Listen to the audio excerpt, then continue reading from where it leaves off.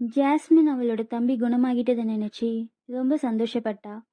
ஆனாலும் இன்னொரு பக்கம் அந்த காட்டு ராஜா அவளுக்கிட்ட கட்டளை பத்தியும் தன்னோட பாதி உயிரை எப்படி மீட்கிறதுன்றத பத்தியும் கவலைப்பட்டுட்டு இருந்தா.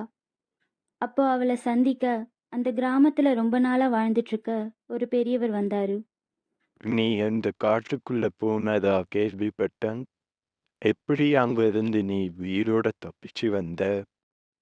ஜாஸ்மின் நடந்த எல்லாத்தையும் அந்த பெரியவர்கிட்ட சொன்னான். அவரும் அதுக்கு ஒரு தீர்வு சொன்னாரு. கவலைப்படாதம்மா. அவனை கொல்ல என்கிட்ட ஒரு ஆயுதம் இருக்கு. ஆனா அதை நீ சரியா பயன்படுத்தணும். இல்லைன்னா உன் உயிருக்கே ஆபத்தா முடிஞ்சிடும். அவர் ஜாஸ்மின் கிட்ட ஒரு வில்லம்பு கொடுத்தாரு. அதுக்கு அந்த காட்டு ராஜாவை அழிக்கிற சக்தி இருக்கு. ஆனா அவ ஒரு முறை தான் அந்த அம்பை பயன்படுத்த முடியும். அதை தவற விட்டா காட்டு ராஜா அவளை கொன்னுடுவான். ஜாஸ்மின் அந்த அம்பை வாங்கிக்கிட்டு அந்த காட்டுக்குள்ள போறா. அங்க காட்டு ராஜாவை சந்திக்கிறா. அவன் அவளை கொல்ல தயாராகிறான்.